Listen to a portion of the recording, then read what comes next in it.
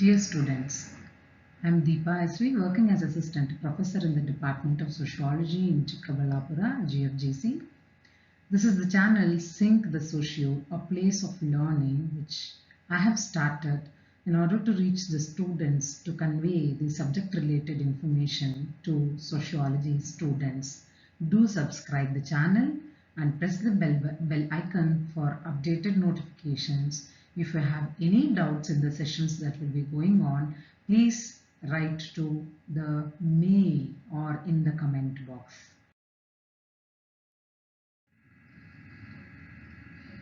I am Deepa and my friend Srinivasa T, working as Assistant Professor and Head of the Department in Department of Sociology, Government First Grade College, Nilmangla. We both have put together, made an effort to give you little bit of information regarding education. It is the chapter which comes in for second semester students, and then here in this session we are going to talk about we have divided into various components so that easily you can understand the various aspects of this particular unit. In this first session of education, you are going to get introduced to what is the concept of education, the etymology of education, various definitions of it, the nature, and how education is a process. These many things are going to be covered in this session. ಇಂದಿನ ಒಂದು ಚರ್ಚೆಯ ವಿಷಯಗಳು ಯಾವುದು ಅಂತ ಹೇಳಿದ್ರೆ ಶಿಕ್ಷಣ, ಇದರ ಒಂದು ನಿಷ್ಪನ್ನ ಹೇಗಾಗಿದೆ ಅನ್ನುವಂಥದ್ದು, ಇದರ ವ್ಯಾಖ್ಯೆಗಳು, ಸ್ವರೂಪ ಹೇಗಿದೆ ಮತ್ತು ಶಿಕ್ಷಣ ಒಂದು ಪ್ರಕ್ರಿಯೆಯಾಗಿ ಹೇಗೆ ಅನ್ನುವಂಥದ್ದು, ಈ ಎಲ್ಲ ಅಂಶಗಳು ಈ ಒಂದು ಭಾಗದಲ್ಲಿ ನಾವು ತಿಳ್ಕೊಳ್ಳೋದಕ್ಕೆ ಪ್ರಯತ್ನವನ್ನ ಮಾಡುವಂಥದ್ದು ಈ ಒಂದು ಚಾಪ್ಟರ್ BA ಸೆಕೆಂಡ್ ಸೆಮಿಸ್ಟರ್ ನಲ್ಲಿರುವಂತಹ ಸಮಾಜಶಾಸ್ತ್ರ ವಿಭಾಗದ ವಿದ್ಯಾರ್ಥಿಗಳಿಗಾಗಿ ಈ ಒಂದು ಸೆಷನ್ ಮಾಡ್ತಾ ಇರುವಂಥದ್ದು. Let me begin with Aristotle's statement. I cannot teach anybody anything. I can only make them think.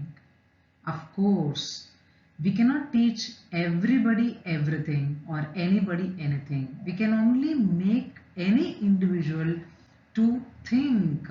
Think in what way? Think in rational way. Put your knowledge, put your experience, skill, all these things. That is why education is considered to be a systematic process through which child or an adult is going to acquire knowledge, experience, skill, sound attitude, etc. in the society or in the family. Definitely, education is going to make an individual a civilized person, a refined person, cultured person. Its goal is to make individual a perfect person. Of course, anybody cannot become perfect, but then we can try to become perfect in our personality, in our behavior, etc. Education is considered to be the key to solve various problems of life.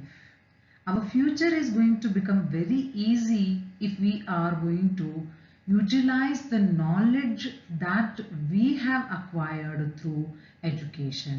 That is why education is the term which is meant to aid the human being in his or her pursuit of wholeness. What is wholeness? It implies the harmonious development of all the potentialities. A particular human being is going to be having any number of talents or whatever it is.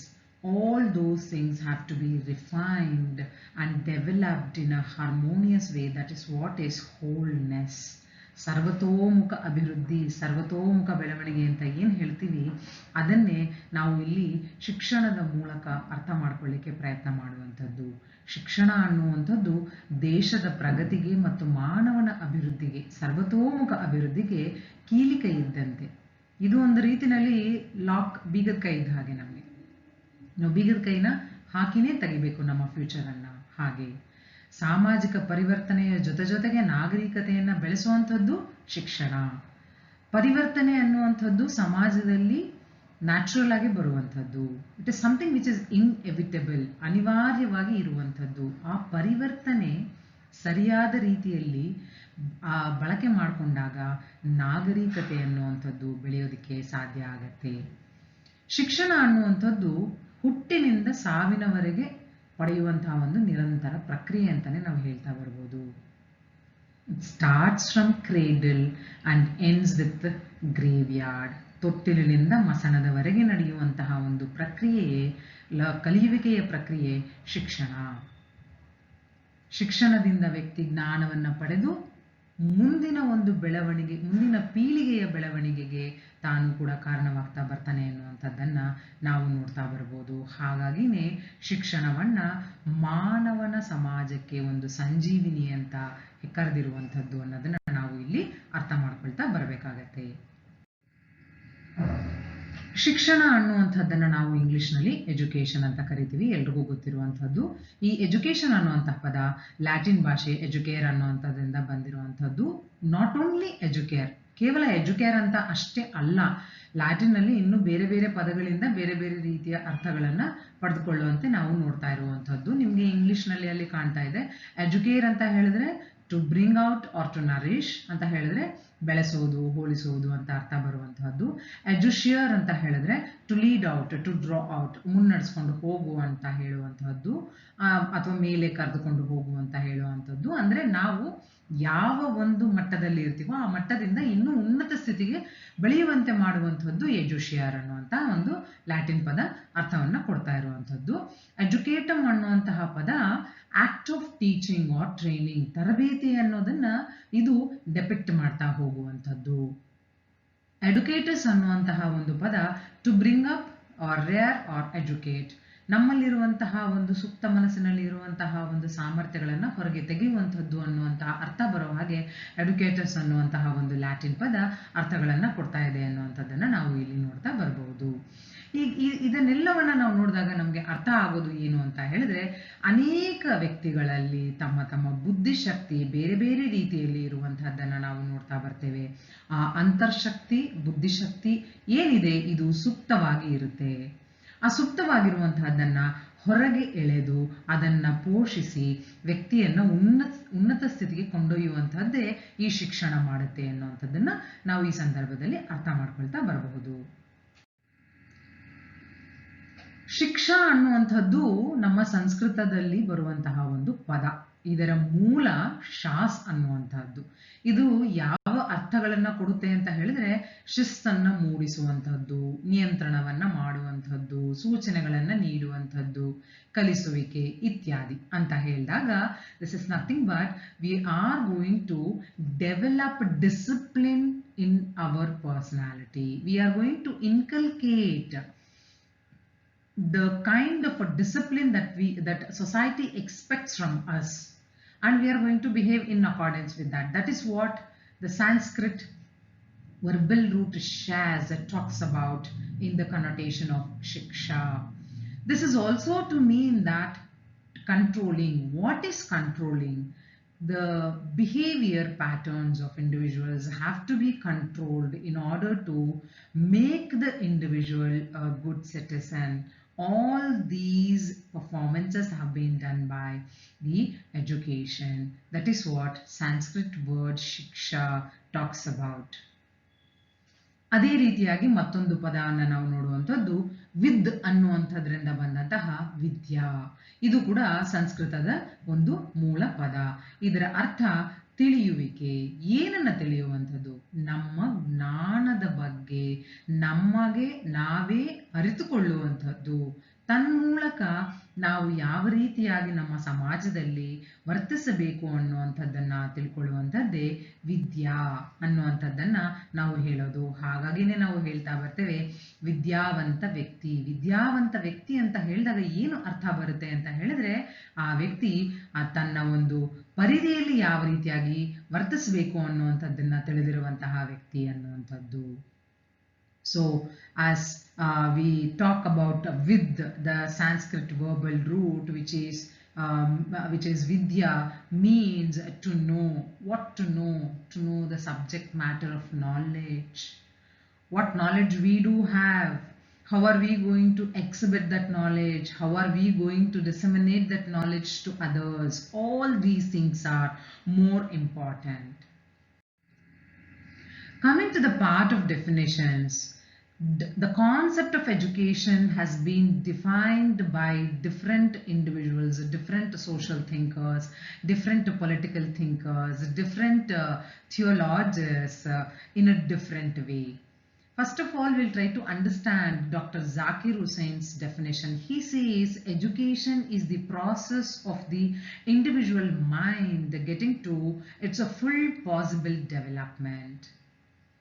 The words itself says so very clearly that complete development is the most important aspect of education. So it is a process where individual mind has to get into action. Only then the complete development is going to happen. Rousseau says that education is the child's development from within. What do you mean by within? Within is nothing but the talents have been hidden in the mind of the child. The child doesn't know about its potentialities, capabilities. All those things have to be refined, trained. That is what is the aim of education. Definitely, sociologist Herbert Spencer talks about education in this sense. Education is complete living. What do you mean by complete living? Education, through education, we are going to learn the entire process of the social norms, values, how we have to inculcate in us, how do we have to behave in the society, how are we going to train our future generation, how are we going to behave with our previous generation, etc., etc.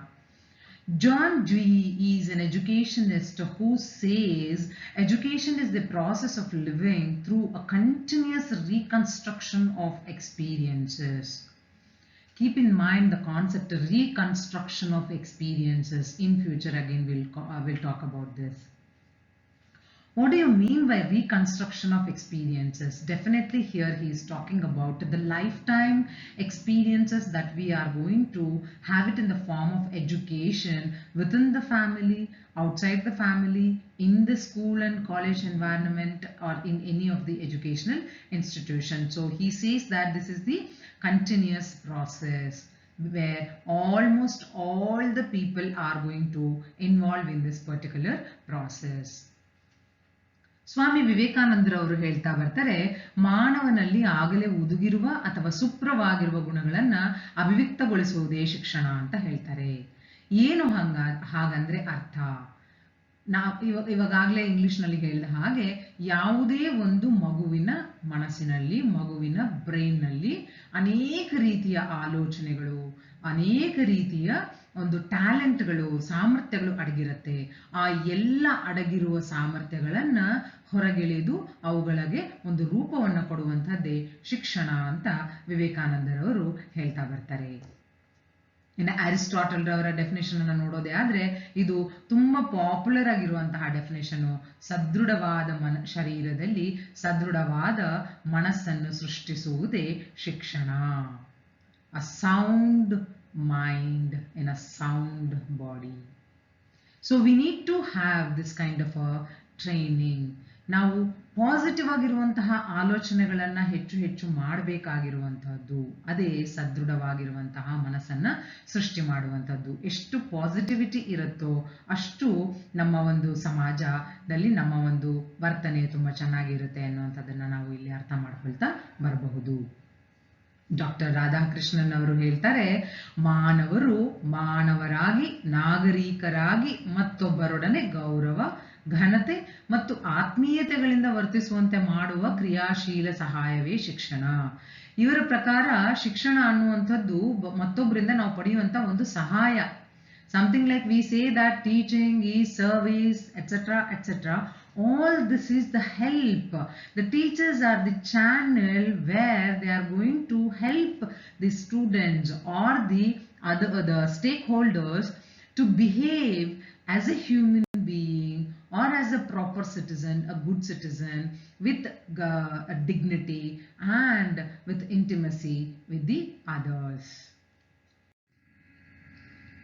ಹಾಗಾದ್ರೆ ಶಿಕ್ಷಣ ಅನ್ನುವಂಥದ್ದು ಯಾವ ಒಂದು ಸ್ವರೂಪವನ್ನ ಪಡೆದುಕೊಂಡಿದೆ ಅನ್ನುವಂಥದ್ದನ್ನ ನಾವು ನೋಡಿದಾಗ, the nature of education when we look at we get to know that it's a life long process. ಇದು ಜೀವಮಾನದ ಪ್ರಕ್ರಿಯೆ.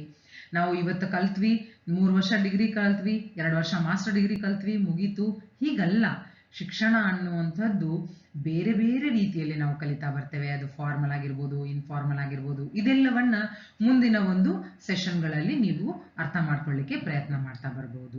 ಈ ರೀತಿಯ ಎಲ್ಲ ಪ್ರಕಾರದ ಶಿಕ್ಷಣಗಳನ್ನ ನಾವು ಪಡಿತಾ ಹೋಗೋದ್ರಿಂದ ಇದನ್ನ ನಾವು ಜೀವಮಾನದ ಪ್ರಕ್ರಿಯೆ ಅಂತ ಹೇಳುವಂಥದ್ದು. It's a life long process. Already I told you, education starts from cradle and ends with graveyard. ಇದು ತೊಟ್ಟಿಲಿನಿಂದ ಪ್ರಾರಂಭವಾಗಿ ಮಸಣದಲ್ಲೇ ಕೊನೆಗೊಳ್ಳೋದು ಅಂತ ಹೇಳಿದ್ರೆ ಇದು ಜೀವಮಾನದ ಪ್ರಕ್ರಿಯೆ ಅಂತ ನಾವು ಇಲ್ಲಿ ಹೇಳ್ತಾ ಬರ್ತೇವೆ.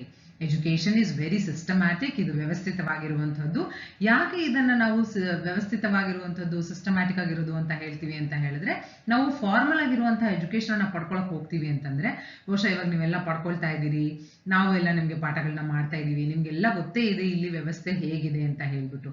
ನಾವು ಒಂದು ಅಡ್ಮಿಷನ್ ಪ್ರಾಸೆಸ್ ಅನ್ನ ಕಂಪ್ಲೀಟ್ ಮಾಡಬೇಕು, ಫೀಸ್ ಅನ್ನ ಪೇ ಮಾಡಬೇಕು, ಆ ನಂತರದಲ್ಲಿ ತರಗತಿಗಳು ಪ್ರಾರಂಭವಾಗುತ್ತೆ. ತರಗತಿಗಳಲ್ಲಿ ಪ್ರಾರಂಭವಾದ ನಂತರದಲ್ಲಿ ನಿಮ್ಗೆ ಟೆಸ್ಟ್ಗಳು ಇನ್ನಿತರ ಎಲ್ಲ ಕೊಡ್ತಾ ಬರ್ತೇವೆ.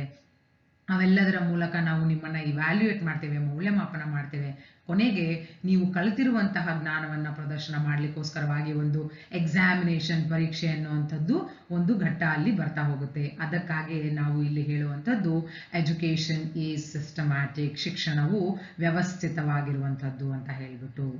ಶಿಕ್ಷಣ ಅನ್ನುವಂಥದ್ದು ವ್ಯಕ್ತಿಯ ಮತ್ತು ಸಮಾಜದ ಅಭಿವೃದ್ಧಿ ಅಂತ ನಾವು ಹೇಳ್ತಾ ಬರ್ಬೋದು. ಹೇಗೆ ಅಭಿವೃದ್ಧಿ ಅಂತ ಹೇಳಿದ್ರೆ, ಇದು ಒಬ್ಬ ವ್ಯಕ್ತಿಯನ್ನ ಅಭಿವೃದ್ಧಿಯ ಪಥದ ಕಡೆಗೆ ಕರೆದುಕೊಂಡು ಹೋಗೋದ್ರಿಂದ ತನ್ಮೂಲಕ ಸಮಾಜವು ಸಹ ಅಭಿವೃದ್ಧಿ ಆಗುತ್ತೆ ಎನ್ನುವಂಥದ್ದನ್ನ ನಾವು ಇಲ್ಲಿ ಹೇಳ್ತಾ ಬರ್ತೇವೆ. ಹಾಗಾಗಿ ಇದು ಕೇವಲ ವ್ಯಕ್ತಿಗತವಾಗಿ ನಡೆಯುವಂತಹ ಶಿಕ್ಷಣವಲ್ಲ, ಈ ಶಿಕ್ಷಣ ಸಾಮುದಾಯಿಕ ಮಟ್ಟಕ್ಕೆ ತಲುಪುತ್ತೆ ಎನ್ನುವಂಥದ್ದನ್ನ ನಾವಿಲ್ಲಿ ಅರ್ಥ ಮಾಡ್ಕೊಳ್ತಾ ಬರ್ಬೇಕಾಗತ್ತೆ. Education is the development of individual and society.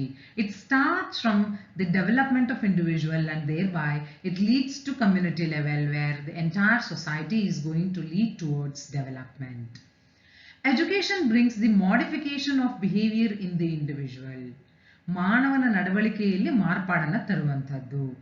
ನಾವು ಅಂದ್ರೆ ಇದರ ಅರ್ಥ ಅನ್ಎಜುಕೇಟೆಡ್ ಅಥವಾ ಶಿಕ್ಷಣವನ್ನ ಪಡೆದಲೇ ಇರೋರ ಒಂದು ವರ್ತನೆ ಚೆನ್ನಾಗಿರೋದಿಲ್ಲ, ಅವರ ನಡವಳಿಕೆ ಚೆನ್ನಾಗಿರೋದಿಲ್ಲ ಅಂತ ಅರ್ಥ ಅಲ್ಲ. ಇಲ್ಲೂ ಒಂದು ಕಡೆ ನಾವು ಆ ಸೊಫಿಸ್ಟಿಕೇಟೆಡ್ ಬಿಹೇವಿಯರ್ ಅಂತ ಏನು ಹೇಳ್ತೀವಿ, ಅದು ಖಂಡಿತವಾಗ್ಲೂ ರಿಯಲ್ ಎಜುಕೇಟೆಡ್, ನಿಜವಾಗಿಯೂ ಶಿಕ್ಷಣವನ್ನ ಪಡೆದಂಥವರು. ಅಂದ್ರೆ ನಾವು ಏನು BA, MA, BSc, PhD ಎಲ್ಲ ಮಾಡಿರೋದು ಮುಖ್ಯ ಅಲ್ಲ. ಅಲ್ಲಿ ಬರುವಂಥದ್ದು ಕಲಿತಿರುವಂತಹ ವಿಷಯಗಳನ್ನ ನಾವು ನಮ್ಮ ವ್ಯಕ್ತಿತ್ವದಲ್ಲಿ ಎಷ್ಟು ಅಂತರ್ಗತ ಮಾಡ್ಕೊಂಡಿದ್ದೇವೆ, ಇದು ನಮ್ಮ ಒಂದು ನಡವಳಿಕೆಯಲ್ಲಿ ರಿಫ್ಲೆಕ್ಟ್ ಆಗ್ತಾ ಹೋಗುತ್ತೆ.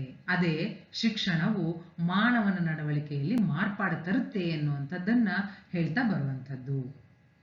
Definitely, education, which is a lifelong process, is going to change our behavior in a sophisticated manner.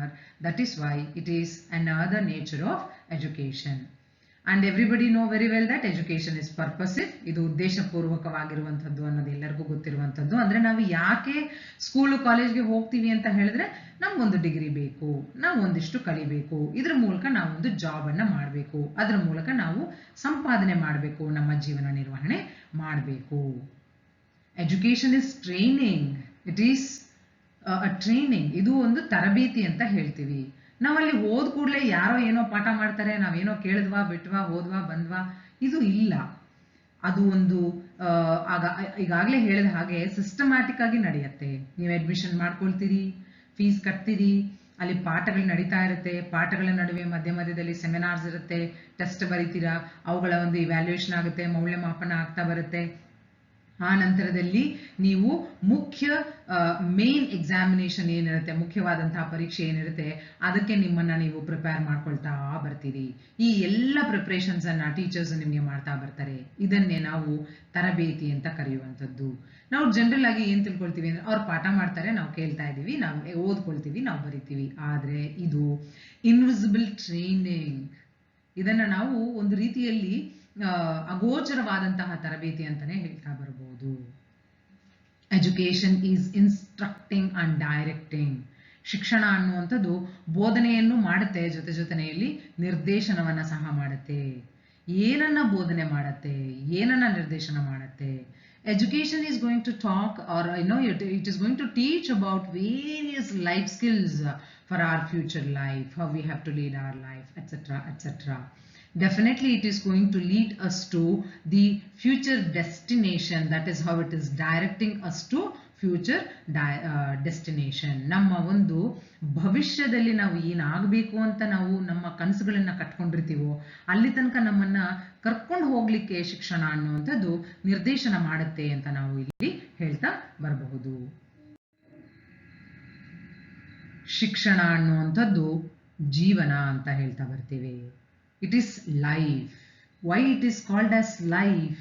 Because education is the one which is going to lead us to various aspects. Education is a continuous reconstruction of our experiences. ಆಗಲೇ ಹೇಳಿದೆ ಅಲ್ವಾ, ನಾವು ನಮ್ಮ ಅನುಭವಗಳ ನಿರಂತರ ಪುನರ್ನಿರ್ಮಾಣವನ್ನೇ ನಾವು ಶಿಕ್ಷಣ ಅಂತ ಹೇಳ್ತಾ ಬರುವಂಥದ್ದು. ವೈಯಕ್ತಿಕವಾಗಿ ಮತ್ತೊಬ್ಬರ ಜೊತೆಗೆ ಹೊಂದಾಣಿಕೆ, ಪರಿಸರದ ಜೊತೆಗೆ ಹೊಂದಾಣಿಕೆ ಆಗಬೇಕು ಅಂತ ಹೇಳಿದ್ರೆ ನಮಗೆ ಅಲ್ಲಿ ಶಿಕ್ಷಣದ ಸಹಾಯ ಖಂಡಿತವಾಗ್ಲೂ ಬೇಕಾಗುತ್ತೆ. ಶಿಕ್ಷಣ ಅಂತಂದ್ರೆ ABCD ಕಲಿಯೋದು, 1 2 3 ಕಲಿಯೋದು ಅಷ್ಟೇ ಅಲ್ಲ. ಇನ್ಫಾರ್ಮಲ್ ಎಜುಕೇಶನ್ ಅಂತ ನಾವೇನು ಹೇಳ್ತೀವಿ, ನಾನ್ ಫಾರ್ಮಲ್ ಎಜುಕೇಶನ್ ಅಂತ ಏನು ಹೇಳ್ತೀವಿ, ಅಲ್ಲೆಲ್ಲ ಬರುವಂತಹದ್ರಲ್ಲಿ ನಾವು ನಮ್ಮ ತಾತನ ಜೊತೆ, ಅಜ್ಜಿಯ ಜೊತೆ ನಾವು ಮಾತನಾಡಿದಾಗ ನಾವು ಅಲ್ಲಿಂದ ಒಂದಷ್ಟು ವ್ಯಾಲ್ಯೂಸ್ ಅನ್ನ ಕಲ್ತ್ಕೊಳ್ತೀವಿ. ಅವೆಲ್ಲವೂ ಶಿಕ್ಷಣದ ಒಂದು ಭಾಗ ಅಂತಾನೆ ನಾವು ಹೇಳ್ತಾ ಬರ್ಬೋದು. It helps an individual in adjusting with what? Adjusting with another individual, adjusting with the social environment, which is more important. Education brings the balanced development. ಶಿಕ್ಷಣ ಅನ್ನುವಂಥದ್ದು ಸಮತೋಲಿತ ಬೆಳವಣಿಗೆಯನ್ನ ಒಬ್ಬ ವ್ಯಕ್ತಿಗೆ ಕೊಡುತ್ತೆ ಅಂತ ನಾವು ಇಲ್ಲಿ ಹೇಳ್ತಾ ಬರ್ತೇವೆ. ಅಂದ್ರೆ ಅಲ್ಲಿ ವ್ಯಕ್ತಿಯ ಒಂದು ದೈಹಿಕ, ಮಾನಸಿಕ, ನೈತಿಕ, ಆರ್ಥಿಕ, ಆಧ್ಯಾತ್ಮಿಕ ಬೆಳವಣಿಗೆಯ ಒಂದು ಜವಾಬ್ದಾರಿಯನ್ನ ಈ ಶಿಕ್ಷಣ ತೆಗೆದುಕೊಂಡಿರುತ್ತೆ ಅನ್ನೋದನ್ನ ನಾವು ಇಲ್ಲಿ ಹೇಳ್ತಾ ಬರ್ತೇವೆ. ನಾವು ಸುಳ್ಳನ್ನ ಹೇಳಿದಾಗ ನಮ್ಮ ಪ್ಯಾರೆಂಟ್ಸ್ ನಮಗೆ ಸುಳ್ಳನ್ನ ಹೇಳಬಾರ್ದು ಅಂತ ಹೇಳ್ತಾರಲ್ಲ, ಇದು ನೈತಿಕ ಕಾರ್ಯ, ಕುಟುಂಬದಲ್ಲಿ ಬರುವಂಥದ್ದು. ಇದು ಒಂದು ಶಿಕ್ಷಣವೇ ನಮಗೆ. Definitely, the physical, mental, aesthetic, moral, economic, spiritual development is going to happen for an individual to become a civilized person from education. Education performs all these functions in one or the other way. Education is a dynamic process. It keeps changing. Today we are going to learn something. See, when we were studying in education, we studied at the with the annual scheme, and the way we were learning, the teaching methodology was different, and the aspects that we used to perform was different. And now the semester system has been introduced. With that, I'm talking about education system, but in education also you are going to learn various aspects. That is why we say that education is a dynamic process. The way I do understand is different from the way you do understand when a particular person is talking about one common issue. ಶಿಕ್ಷಣ ಅನ್ನುವಂಥದ್ದು ಕ್ರಿಯಾತ್ಮಕ ಅಥವಾ ಬದಲಾಗುತ್ತಿರುವಂತಹ ಒಂದು ಪ್ರಕ್ರಿಯೆ ಅಂತ ನಾವು ಹೇಳ್ತಾ ಬರ್ತೇವೆ. A for apple ಅಂತ ಹೇಳಿದಾಗ ಅದನ್ನ ನಾನು ಅರ್ಥ ಮಾಡ್ಕೊಳ್ಳೋ ರೀತಿ ಬೇರೆ ಇರಬಹುದು, ನೀವು ಅರ್ಥ ಮಾಡ್ಕೊಳ್ಳೋ ರೀತಿ ಬೇರೆ ಇರಬಹುದು. ನಾನು ಅರ್ಥ ಮಾಡ್ಕೊಳ್ಳೋ ರೀತಿಯಲ್ಲಿ ನೀವು ಅರ್ಥ ಮಾಡ್ಕೊಳ್ದಲೇ ಇರಬಹುದು, ನೀವು ತಿಳಿಯೋ ಹಾಗೆ ನಾನು ತಿಳಿದಲೇ ಇರಬಹುದು. ಇವಾಗ ನಾವು ಯಾವ ರೀತಿಯಾಗಿ ಇದನ್ನ ತಿಳ್ಕೊಳ್ಳೋದು ಅಂತ ಹೇಳಿದ್ರೆ, ನಾವು ವ್ಯವಸ್ಥೆ ಬದಲಾಗ್ತಾ ಇರೋದನ್ನು ಸಹ ಇದರಲ್ಲೇ ಬರ್ತಾ ಹೋಗುತ್ತೆ. ಹಾಗೇನೇ ಶಿಕ್ಷಣದ ಒಂದು ನೀಡುವಿಕೆಯ ಪ್ರಕ್ರಿಯೆ ಕೂಡ ಬದಲಾಗ್ತಾ ಇದೆ ಅನ್ನೋದನ್ನ ನಾವು ಇಲ್ಲಿ ಅರ್ಥ ಮಾಡ್ಕೊಳ್ತಾ ಬರ್ಬೋದು. ಶಿಕ್ಷಣ ಅನ್ನುವಂಥದ್ದು ಬೆಳವಣಿಗೆ. It is growth. Growth is more important than what we are. That is the main purpose of education which is taking place in any society. ಶಿಕ್ಷಣವನ್ನು ಒಂದು ಪ್ರಕ್ರಿಯೆ ಅಂತ ನಾವು ಹೇಳ್ತಾ ಬರ್ತೇವೆ. ಏನಿದು ಶಿಕ್ಷಣ ಒಂದು ಪ್ರಕ್ರಿಯೆ ಅಂತ ಹೇಳಿದ್ರೆ, ಜಾನ್ ಡ್ಯೂಯಿ ಎಜುಕೇಷನಿಸ್ಟ್ ಶಿಕ್ಷಣ ಶಾಸ್ತ್ರಜ್ಞರು ಹೇಳ್ತಾ ಬರ್ತಾರೆ, ಶಿಕ್ಷಣವು ಒಂದು ದ್ವಿಮುಖ ಪ್ರಕ್ರಿಯೆ. It is a bipolar process. Education, why it is called as a bipolar process? Because it is the conscious communication between teacher and student. It is not a singular process. ಇದು ಏಕಮುಖ ಪ್ರಕ್ರಿಯೆ ಅಲ್ಲ. Not a single side process. It is bipolar process. ಇಲ್ಲಿ ಶಿಕ್ಷಣವನ್ನ ಕಲಿಸುವಂತಹ ಶಿಕ್ಷಕ ಮತ್ತು ಕಲಿಯುವಿಕೆಯಲ್ಲಿ ಇರುವಂತಹ ವಿದ್ಯಾರ್ಥಿ ಇಬ್ಬರ ನಡುವೆ ನಡೆಯುವಂತಹ ಸಂವಹನ, ಮಾರ್ಗದರ್ಶನ, ನಿರ್ದೇಶನ, ಇವುಗಳನ್ನೇ ನಾವು ಒಂದು ದ್ವಿಮುಖ ಪ್ರಕ್ರಿಯೆ ಅಂತ ಕರಿತಾ ಬರುವಂತಹದ್ದು. ಶಿಕ್ಷಕನು ಯಾವಾಗ್ಲೂ ಸಹ ಲರ್ನಿಂಗ್ ಸೆಂಟ್ರಿಕ್ ಆಗಿ ಇರಬೇಕು. ತಾನು ಕಲಿಬೇಕು ಅನ್ನೋ ಒಂದು ಆಸಕ್ತಿ ಇದ್ರೆ ಮಾತ್ರನೇ ತನ್ನ ವಿದ್ಯಾರ್ಥಿಗಳಿಗೆ ಹೆಚ್ಚು ಜ್ಞಾನವನ್ನ ವಿನಿಮಯ ಮಾಡಲಿಕ್ಕೆ ಸಾಧ್ಯ ಆಗತ್ತೆ. ಸ್ಟೂಡೆಂಟ್ಸ್ ಇಂದ ನಾನೇನು ಕಲಿಯುವಂಥದ್ದು? Mutual exchange of knowledge is always important. ನಾವು ನಮ್ಗಿಂತಲೂ ಚಿಕ್ಕವರಿಂದ ನಾವೇನನ್ನ ಕಲಿಯಕ್ಕಾಗೋದಿಲ್ಲ ಅಂತ ಹೇಳಬಾರ್ದು. ನಮ್ಮ ಮನೆಯಲ್ಲಾದ್ರೆ ನಾವು ಕಲಿಯೋದಿಲ್ವೇ? ನಮ್ಮ ಅಕ್ಕ, ನಮ್ಮ ತಂಗಿ, ತಮ್ಮ ಇವರೆಲ್ಲರ ಜೊತೆನಲ್ಲಿ ನಾವು ಅವರು ಹೇಳಿದ್ದನ್ನ ನಾವು ಹೊಸ ವಿಷಯಗಳನ್ನ ಕಲಿಯೋದಿಲ್ವೇ? ಹಾಗೆಯೇ ನಾವು ನಮ್ಮ ಜ್ಞಾನವನ್ನ ವಿದ್ಯಾರ್ಥಿಗಳಲ್ಲಿ ಹಂಚ್ಕೊಂಡಾಗ ವಿದ್ಯಾರ್ಥಿಗಳಿಗೆ ಗೊತ್ತಿರುವಂತಹದ್ದನ್ನ ನಾವು ಹಂಚ್ಕೊಳ್ತೀವಿ. ಇದನ್ನ ಜಾನ್ ಡ್ಯೂಯಿರ್ ಅವರು ದ್ವಿಮುಖ ಪ್ರಕ್ರಿಯೆ ಅಂತ ಕರೆದಿರುವಂಥದ್ದು. ಶಿಕ್ಷಣವನ್ನ ಟ್ರೈಪೋಲಾರ್ ಪ್ರಾಸೆಸ್ ಅಂತ ಕೂಡ ಕರೀತಾರೆ. ಇದು ತ್ರಿಮುಖ ಪ್ರಕ್ರಿಯೆ ಸಹ ಹೌದು. ಹೇಗೆ ಇದು ತ್ರಿಮುಖ ಪ್ರಕ್ರಿಯೆ ಅಂತ ಹೇಳಿದ್ರೆ, ಅಲ್ಲಿ ಬರುವಂತಹದ್ದು ಹೊಸ ಎಡಿಷನ್ ಏನು ಅಂದ್ರೆ ಪಠ್ಯಕ್ರಮ. The curriculum is getting in between. In the social environment there is a teacher, a student and a curriculum, and there is a continuous relationship between all these three. That is the teacher, the student and the curriculum. This system or this kind of a circular relationship is called as the tripolar process by John Dewey. ಶಿಕ್ಷಣವನ್ನ ಒಂದು ತ್ರಿಮುಖ ಪ್ರಕ್ರಿಯೆ ಅಂತ ಕರೆದಿರೋದು ಯಾಕೆ ಅಂತ ಹೇಳಿದ್ರೆ, ಶಿಕ್ಷಕನು ವಿದ್ಯಾರ್ಥಿಗಳಿಗೆ ಏನನ್ನ ಹೇಳ್ತಾರೆ, ಏನನ್ನ ಹೇಳ್ಕೊಡ್ತಾರೆ, ಅದು ಕಾಲಾನುಕ್ರಮೇಣ ಬದಲಾಗುತ್ತೆ ಅಂತ ನಾವು ಹೇಳಿದ್ವಲ್ವಾ. ಗುರುಕುಲ ಪದ್ಧತಿಯಲ್ಲಿ ಕಲಿತಾ ಇದ್ದಂತಹ ಅಂಶಗಳೇ ಬೇರೆ, ಆನಂತರದಲ್ಲಿ ಕಲಿತಾ ಇದ್ದಂಥದ್ದೇ ಬೇರೆ, ರಾಜರ ಕಾಲದಲ್ಲಿ ಇದ್ದಂತಹ ಶಿಕ್ಷಣದಲ್ಲಿ ಕಲಿತಾ ಇದ್ದಂತಹ ಅಂಶಗಳೇ ಬೇರೆ. ಆ ಒಂದು ನಿಟ್ಟಿನಲ್ಲಿ ನಾವು ಬರ್ತಾ ಹೋದ್ರೆ ಈಗ ಪಠ್ಯಕ್ರಮದಲ್ಲಿ ನಮ್ಮ ಸಮಾಜದಲ್ಲಿ ನಡೀತಿರುವಂತಹ ಅನೇಕ ವಿಚಾರಗಳ ಬಗ್ಗೆ ನಾವು ಇಲ್ಲಿ ಕಲಿಯೋದಕ್ಕೆ ಪ್ರಯತ್ನವನ್ನ ಮಾಡುವಂಥದ್ದು. ಇವೆಲ್ಲದರ ಮೂಲಕವೇ ನಮ್ಮ ಒಂದು ಸರ್ವಾಂಗೀಣ ಅಭಿವೃದ್ಧಿ ಎನ್ನುವಂಥದ್ದು ಸಾಧ್ಯ ಆಗುತ್ತೆ ಎನ್ನುವಂಥದ್ದನ್ನ ಹಲವಾರು ಚಿಂತಕರು ಹೇಳ್ತಾ ಬಂದಿರುವಂಥದ್ದು. ಇಲ್ಲಿ ಸಾಮಾಜಿಕ ಭಾಗವಹಿಸುವಿಕೆ ಎನ್ನುವಂಥದ್ದು ತುಂಬಾ ಇಂಪಾರ್ಟೆಂಟ್ ಆಗಿ ಇರುತ್ತೆ. The conscious, socially conscious participation of the student and the teacher with the curriculum is more important in order to develop themselves. Let me tell you certain things. Keep educating yourself because the quest for knowledge is never ending. ಜ್ಞಾನದ ದಾಹ ಅನ್ನುವಂಥದ್ದು ಅದಕ್ಕೆ ಕೊನೆನೇ ಇಲ್ಲ. ಹಾಗಾಗಿ ನಿಮ್ಮನ್ನ ನೀವು ಶಿಕ್ಷಣಕ್ಕೆ ಯಾವಾಗಲೂ ನಿಮ್ಮ ಮನಸ್ಸನ್ನ ತೆರೆದು ಇಟ್ಕೊಂಡಿರಿ ಅನ್ನುವಂಥದ್ದನ್ನ ನಾನಿಲ್ಲಿ ಹೇಳಲಿಕ್ಕೆ ಇಷ್ಟಪಡ್ತೇನೆ. The roots of education are bitter but the fruit is sweet. Aristotle ಅವರು ಹೇಳಿರುವಂಥದ್ದು. ನಮ್ಗೆ ಆ ಒಂದು ಶಿಕ್ಷಣವನ್ನ ಪಡೆಯುವಂತಹ ಸಂದರ್ಭದಲ್ಲಿ ಅನೇಕ ಕಹಿ ಅನುಭವಗಳನ್ನ ನಾವು ಪಡಿಬಹುದು, ಅನೇಕ ರೀತಿಯ ತೊಂದರೆಗಳನ್ನ ಅನುಭವಿಸಬಹುದು. ಬಟ್ ಆದ್ರೆ ಕೊನೆಗೆ ನಮ್ಗೆ ಅದರಿಂದ ಸಿಗುವಂತಹ ಪ್ರತಿಫಲ ಇದೆಯಲ್ಲ, ಅದು ಬಹಳ ಇಂಪಾರ್ಟೆಂಟ್ ಆಗಿರುತ್ತೆ ಮತ್ತು ಅದು ನಮ್ಮ ಇಡೀ ಜೀವಮಾನವನ್ನೇ ಬದಲಾವಣೆ ಮಾಡುತ್ತೆ ಅನ್ನುವಂಥದ್ದು ಅರಿಸ್ಟಾಟಲ್ ಅವರು ಹೇಳ್ತಾ ಬರ್ತಾರೆ. Let me end this session with John Dewey's statement, education is not a preparation for life, education is life itself. John Dewey ಅವರ ಒಂದು ಸ್ಟೇಟ್ಮೆಂಟ್ ನ ಮೂಲಕ ನಾನು ಈ ಒಂದು ಸೆಷನ್ ಅನ್ನ ಮುಗಿಸ್ಲಿಕ್ಕೆ ಇಷ್ಟಪಡ್ತೇನೆ. ಏನ್ ಹೇಳ್ತಾರೆ ಅವರು ಅಂತ ಹೇಳಿದ್ರೆ, ಎಜುಕೇಶನ್ ಅನ್ನುವಂಥದ್ದು ನಾವು ಜೀವನಕ್ಕೆ ನಮ್ಮನ್ನ ನಾವು ತಯಾರಿ ಮಾಡ್ಕೊಳ್ಳೋದಲ್ಲ. ಶಿಕ್ಷಣ ಅಂತ ಅಂದ್ರೆ ಅದು ಒಂದು ಜೀವನವೇ ಸರಿ.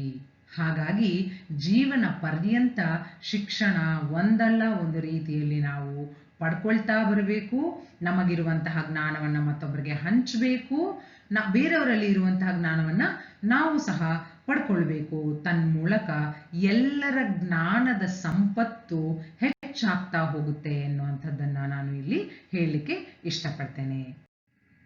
ಸೊ ಇಷ್ಟೆಲ್ಲ ಪುಸ್ತಕಗಳನ್ನು ನಾವು ಇಷ್ಟು ಮೆಟೀರಿಯಲ್ ರೆಡಿ ಮಾಡಲಿಕ್ಕೆ ಯುಟಿಲೈಸ್ ಮಾಡಿದ್ದೇವೆ. It is going to be helpful if you are going to read all these books as well in order to enrich yourself. And I have taken the pictures from Wikipedia, Google Media, Pinterest, Facebook and WordPress.com, etc. I thank the all the medias as well.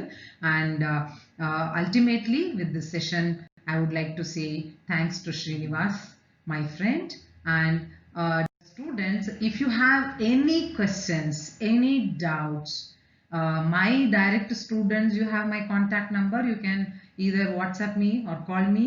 The other students who are listening to this session can email me at sociosynopsis77@gmail.com. Definitely we are here to help you to solve the doubts that you do have. Thank you one and all for listening and make benefit out of this session. Thank you. Have a good day.